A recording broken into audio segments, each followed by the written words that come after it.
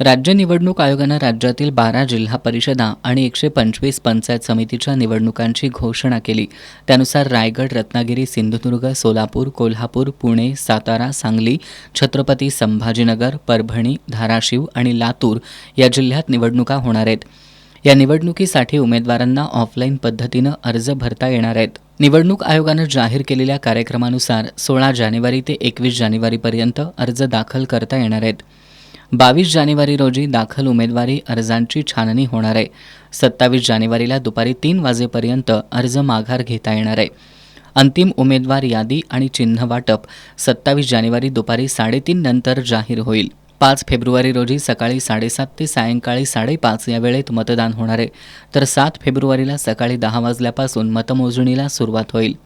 सध्या महापालिका निवडणुकीची प्रक्रिया अंतिम टप्प्यात आहे. महापालिका निवडणुका संपताच आता ग्रामीण भागात निवडणुकांची रणधुमाळी पाहायला मिळणार आहे.